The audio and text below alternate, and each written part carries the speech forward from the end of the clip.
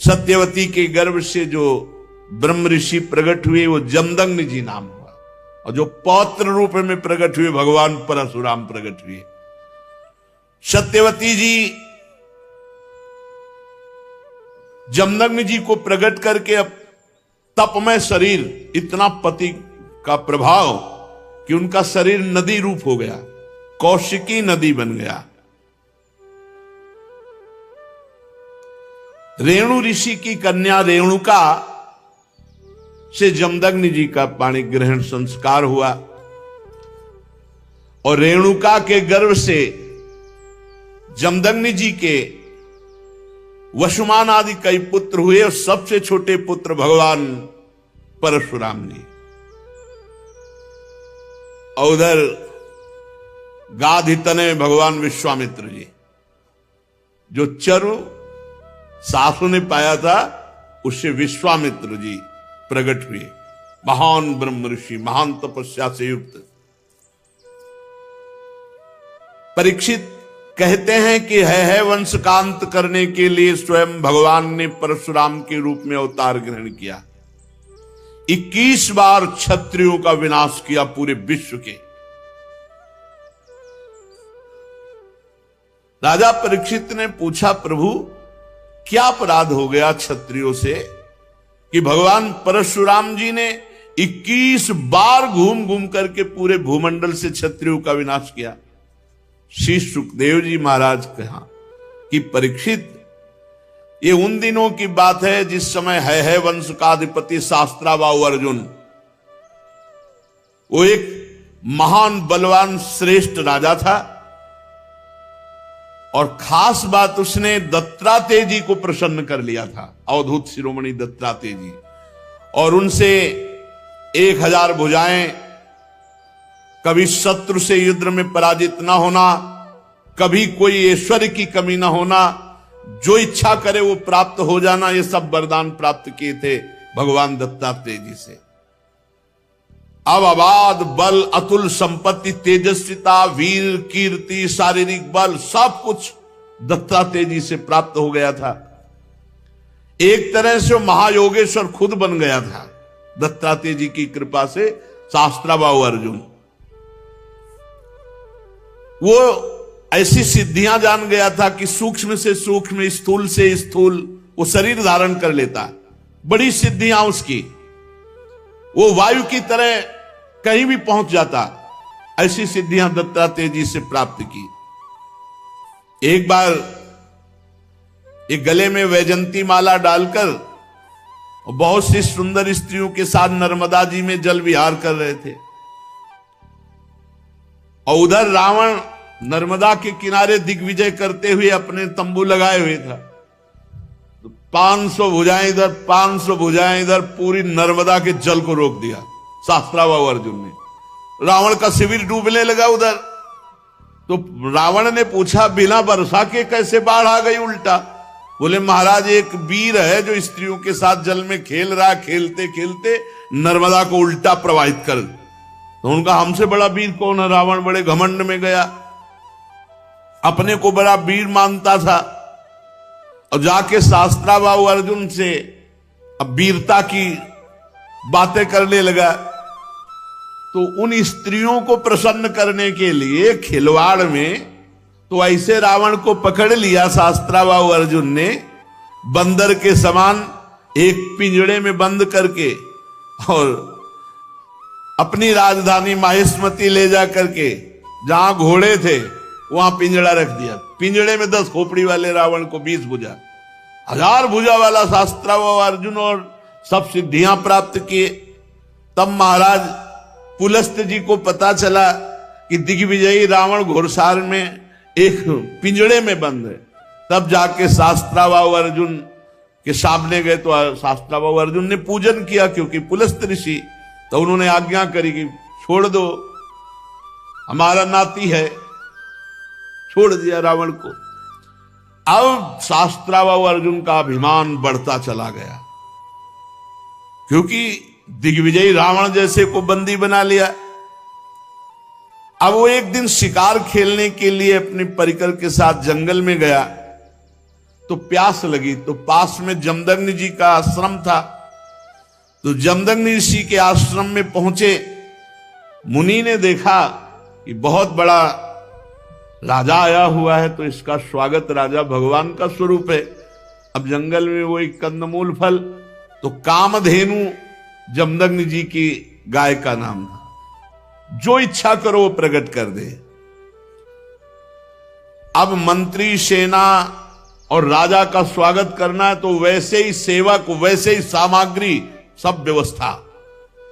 शास्त्राबाहु अर्जुन ने कहा कि बाबा जी के पास ऐसी व्यवस्था कहां से हो सकती है कि इतने सैनिक, इतने सेवक, इतनी धातुओं के पात्र और भोजन सब। बोले कहीं कोई रसोईया नहीं, सब एक गाय का चमत्कार है।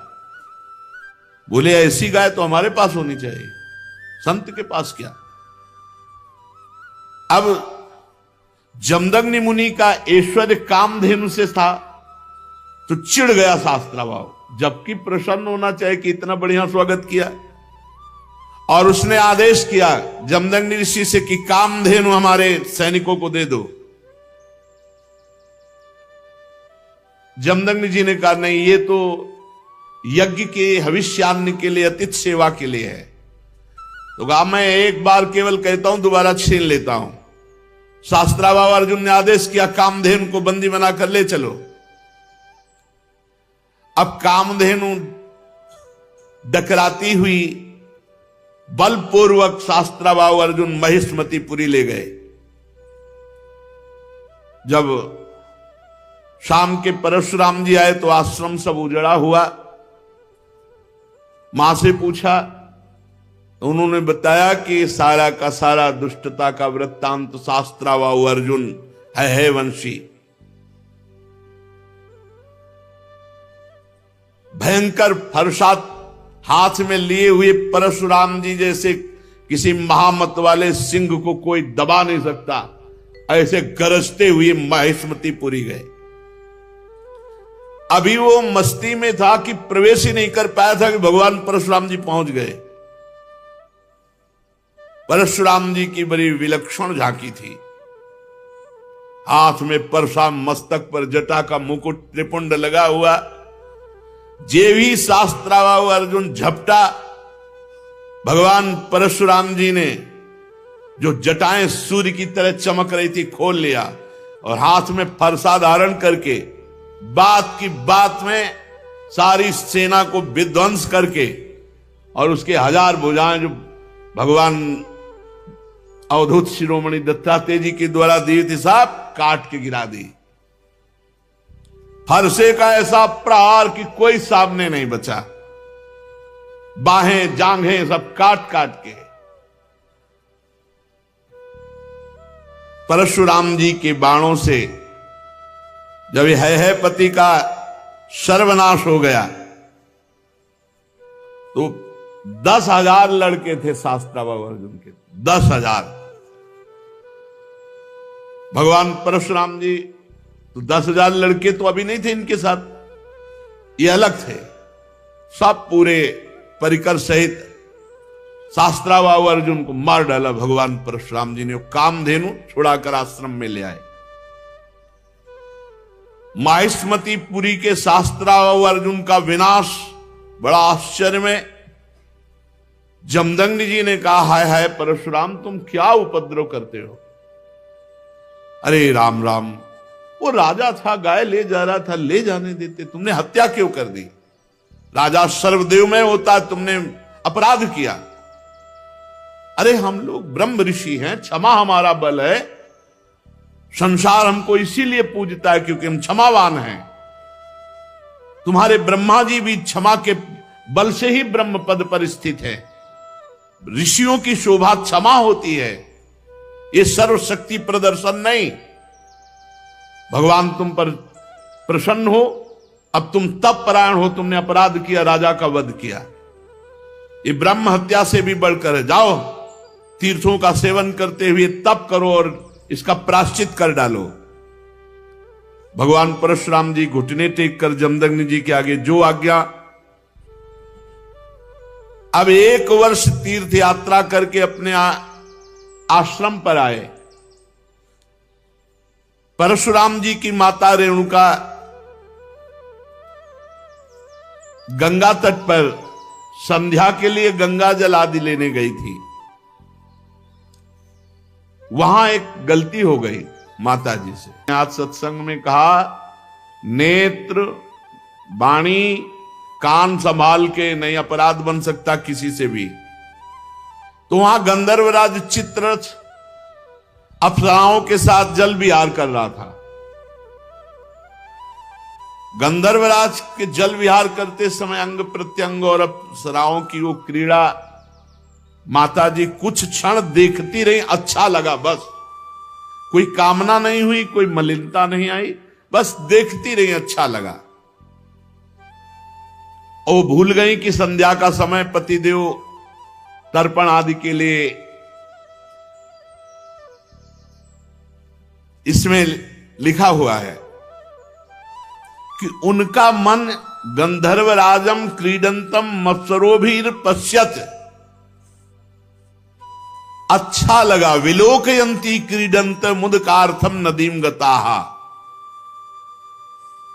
उनका मन खिंच गया चित्ररथ की इस अप्सराओं से केली। कहां जमदग्नि जी का एकांतिक भजन में स्वभाव, और माताजी ने जब चित्ररथ गंधर्व की केली देखी अप्सराओं से तो अच्छा लगा। बस ये संध्या का समय बीत गया। भगवान जमदग्नि जी इंतजार करें, ऐसा कैसे हो गया कि संध्या की अवहेलना हो गई और अभी तक रेणुका जल लेकर नहीं आई। अब जे भी होश आया जमदग्नि ऋषि को, भयभीत हो गई कि अब तो भारी अपराध बन गया। वो महर्षि के सामने आई, गंगा जल का कलश रखा, हाथ जोड़कर खड़ी हो गई। जमदग्नि मुनि ने कहा, मैं देख रहा था तुम्हारा मन चित्ररथ गंधर्व की केली देखने में खिंच गया। तुम अपराधी हो, पापिनी हो, तुम एक ब्रह्म ऋषि की पत्नी होकर ऐसा कैसे देखा? इसका दंड है मृत्यु। ऐसा कठोर शासन। अन्य पुत्रों से कहा, मार डालो इसको, रेणुका को। किसी भी पुत्र की हिम्मत नहीं हुई। इतने में तीर्थ यात्रा करके भगवान परशुराम जी आए, प्रणाम किया तो उनका बेटा, मां और भाइयों को मार डालो। परशुराम जी ने कोई विचार नहीं किया, तत्काल मां और भाइयों के फरसे से गले उड़ा दिए। सत्यवती नंदन महर्षि जमदग्नि जी बहुत प्रसन्न हुए और कहा, बेटा तुम्हारी जो इच्छा हो वरदान मांगो। परशुराम जी ने कहा, मेरी मां मेरे भाई जीवित हो जाए, उनको ये पता भी न रहे कि मैंने वध किया है। तत्काल जीवित हो गए। भगवान परशुराम जी के ऐसा कहते हुए ऐसे उठ के बैठ गए जैसे सो के, पूरे सकुशल। परशुराम जी को पता था हमारे पिता जमदग्नि जी कितने महान पवित्र ऋषि और तपोबल संपन्न हैं। शास्त्राबाहु अर्जुन के वध का प्रायश्चित कर लिया था। परशुराम जी एकांत आश्रम के कोने में बैठकर ध्यानस्थ थे। बहुत दिनों के बाद शास्त्राबाहु अर्जुन के लड़कों के हृदय की जलन, वो आए और देखा महर्षि जमदग्नि अग्निशाला में ध्यानस्थ बैठे हैं। उनको बाहर की कोई शुद्ध नहीं, वो सब प्लान बना के आए थे। पूरे आश्रम को उजाड़ दिया और माता रेणुका बड़ी दीनता से प्रार्थना कर रही थी, एक भी बात ना मानी और जमदग्नि जी का सिर काट ले गए। जमदग्नि जी ध्यानस्थ थे, बड़े नीच कार्य किए आश्रम में। रेणुका जी चीख पड़ी, बेटा परशुराम। ध्यानस्थ थे भगवान परशुराम जी। उनका मां का करुण क्रंदन, भागे फरसा लेकर। जब नजदीक आए तो देखा जमदग्नि जी का सर काट ले गए। परशुराम जी को अत्यंत क्रोध। माता से कहा कि विलाप मत करो। वीर पुत्रों की मां विलाप नहीं करती। आज मैं प्रण करता हूं कि विश्व में क्षत्रियों का संहार कर डालूंगा। एक भी क्षत्रिय विश्व में नहीं रहेगा। अभी पीछे जो आप चरित्र सुन रहे थे, उनमें एक घाघरा के नीचे माई के बालक क्षत्रिय छुपा लिया गया था। ताल जंग, वो क्या उनका नाम विस्मरण हो रहा, जंघा में के पास छुपा लिया था। वही केवल बचा था, उसी से क्षत्रिय वंश चला। पीछे चर्चा में भी आया था। भगवान परशुराम जी ने भगवान शंकर का स्मरण करके संकल्प लिया कि विश्व में क्षत्रिय नहीं रहने देंगे। परशुराम जी माहिष्मतीपुरी में गए और 10,000 पुत्रों के अलग अलग सर काट करके रख दिए और पूरे नगर का विनाश कर दिया। भारी पर्वत ऐसे सिर का मुंड ऐसे इकट्ठा कर दिए काट काट के, और कहते जाते ब्रह्मघाती तुम्हारा विनाश परशुराम करेगा। रक्त की नदी बहा दी, इतने काटे। जो राजा थे, क्षत्रिय थे, ब्राह्मण द्रोही क्षत्रियों का हृदय कांप उठा। भगवान वर्तमान में जो क्षत्रिय असुर स्वभाव वाले हो गए थे, उनके विनाश के लिए ही प्रकट हुए थे। इसलिए अपने पिता जमदग्नि के वध का निमित्त बनाकर 21 बार, एक बार घूम के काट डाला, फिर 2 बार घूम के, 21 बार पूरे विश्व में घूम करके 5 तालाब समंत पंचक में रक्त के बना दिए काट काट के। और फिर अपने पिता का सर जो सुरक्षित रखा हुआ था माता के पास, जोड़ा और पुनः जीवित कर दिया। पहले 21 बार क्षत्रियों का विनाश किया, फिर अपने पिता का सर ला के जोड़ा, और फिर बाद में सबके प्रायश्चित के लिए यज्ञ की और 7 दिशाएं जीत करके ब्रह्म ऋषियों को दान कर दी। इसके बाद यज्ञांत स्नान किया और समस्त पापों से मुक्त होकर मेघ रहित सूर्य के समान तेजस्वी परशुराम जी,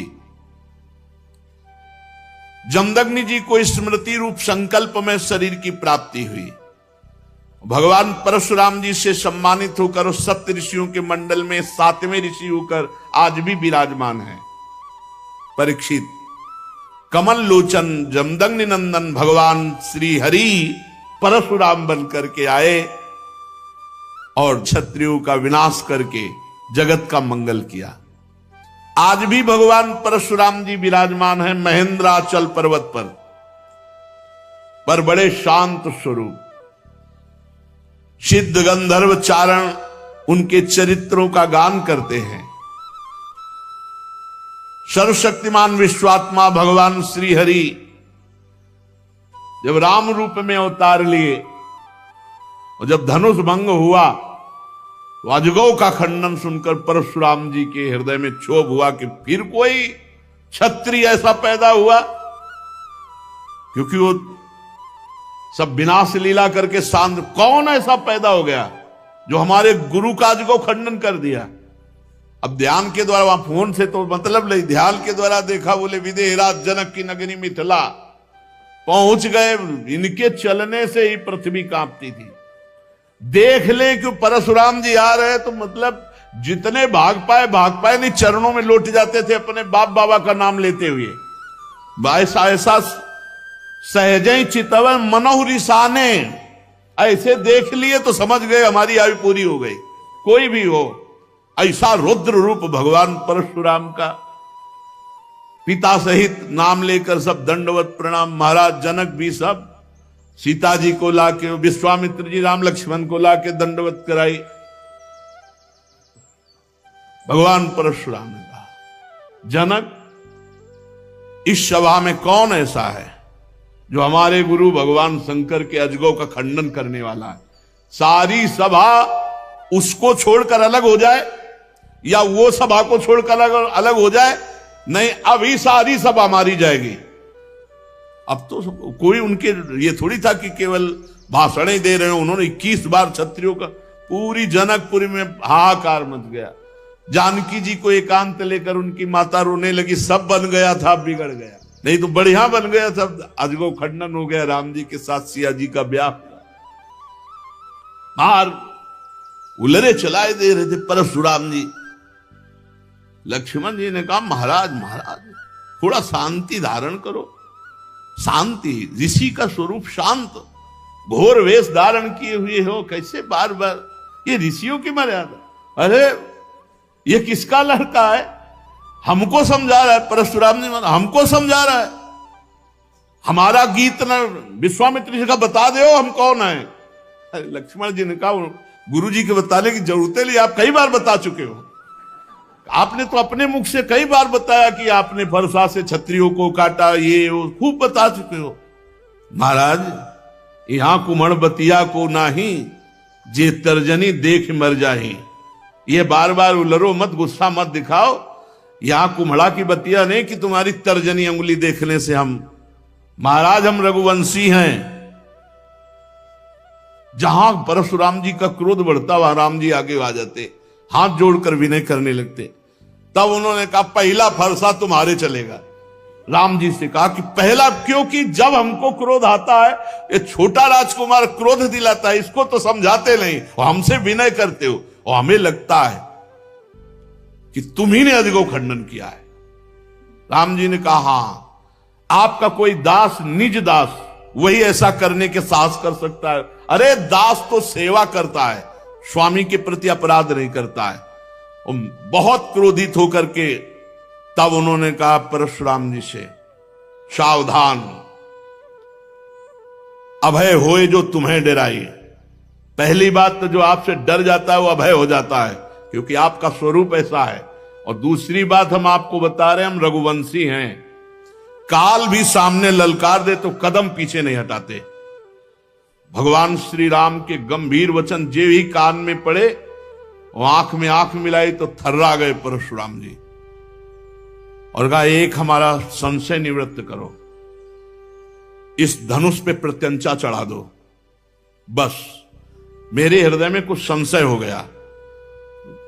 ऐसे ही जे ही लेने को हुए से धनुष आ गया, खिलवाड़ में चाप चढ़ा दी। तो उनका भगवान श्री हरि के सारंग धनुष पर चाप केवल श्री हरि चढ़ा सकते हैं। आप श्री हरि हैं, आप हमारे भगवान हैं, और भगवान के चरणों में झुके। और उस दिन जो चाप चढ़ा तो भगवान श्री राम ने कहा, आपकी आयु को नष्ट कर दे या आपके तप को नष्ट कर दे, क्योंकि बाण व्यर्थ नहीं जाएगा। तो उनका, प्रभु हम तो आपके आश्रित हैं, तप को नष्ट कर दीजिए जिसे हम पुनः कर सकते हैं, लेकिन आयु और अंतर ध्यान शक्ति आदि को नाश मत कीजिए। भगवान ने परशुराम जी के तप को लक्ष्य बनाकर बेधा, और उस दिन से आज भी शांत स्वभाव से बिना किसी को मारे काटे भगवान महेंद्राचल पर्वत पर विराजमान है। बड़े बड़े सिद्ध गंधर्व भगवान के चरित्र का गान करते हैं। महाराज गाधी के पुत्र हुए प्रज्वलित अग्नि के समान तेजस्वी विश्वामित्र जी, ये होने थे जमदग्नि जी के जगह, लेकिन उल्टा हो गया था। तो विश्वामित्र जी ये जन्मे तो क्षत्रिय कुल में, लेकिन तपोबल और ब्रह्म तेज संपन्न होकर ब्रह्म ऋषि बने। विश्वामित्र जी के 100 पुत्र हुए, उनमें बिचले पुत्र का नाम था मधुच्छंदा, इसलिए सभी पुत्र मधुच्छंदा के नाम से विख्यात हुए। विश्वामित्र जी ने भृगुवंशी अजिगर्त के पुत्र अपने भांजे सुनासेप को, जिसका एक नाम देवरात था, पुत्र रूप में स्वीकार कर लिया और पुत्रों से कहा, तुम लोग इसे अपना बड़ा भाई मानो। ये वही प्रसिद्ध भृगुवंशी सुनासेप था जिसे हरिश्चंद्र के यज्ञ में यज्ञ पशु के रूप में मोल लेकर लाया गया था। विश्वामित्र जी ने प्रजापति वरुण आदि देवताओं की स्तुति करके उसे पास बंधन से छुड़ा लिया। देवताओं के यज्ञ में यही सुनासेप देवताओं द्वारा विश्वामित्र जी को दिया गया, इसलिए देवरात, देवई ही राता तो देवरात। गादी वंश में महान तपस्वी देवरात के नाम से विख्यात हुए। जिन विश्वामित्र जी के पुत्रों ने सुनासेप को बड़ा भाई मानने से इनकार कर दिया तो विश्वामित्र जी ने क्रोधित होकर शाप दे दिया, जाओ तुम सब म्लेच्छ हो जाओ। तो वही उन्हीं से म्लेच्छों की उत्पत्ति हुई। 49 भाई अलग अलग म्लेच्छ हो गए। तब विश्वामित्र जी ने बिचले पुत्र मधुच्छंदसा से अपने से छोटे 50 भाइयों के लिए आज्ञा की कि इनको धर्म पूर्वक चलाओ। सुनासेप को बड़ा भाई स्वीकार करो। विश्वामित्र जी की आज्ञा का पुत्रों ने जो पालन किया वो उनके कुल में बड़े प्रशंसनीय और धन्य हुए। सुनासेप अन्य गोत्र का तो भी आदेश किया विश्वामित्र जी ने कि मेरे ही गोत्र का माना जाएगा। विश्वामित्र जी के अष्टक, हारित, जय, कृतमान आदि भी पुत्र हुए। इस प्रकार विश्वामित्र जी की संतानों में कौशिक गोत्र में कई भेद हो गए। छत्रवृत, रजी, ये भगवान श्री कृष्ण जिस वंश में अवतार लेते हैं इन्हीं राजाओं का वर्णन हो रहा है। पूर्व में शेष चर्चा आगे। श्री राधा वल्लभ लाल की जय।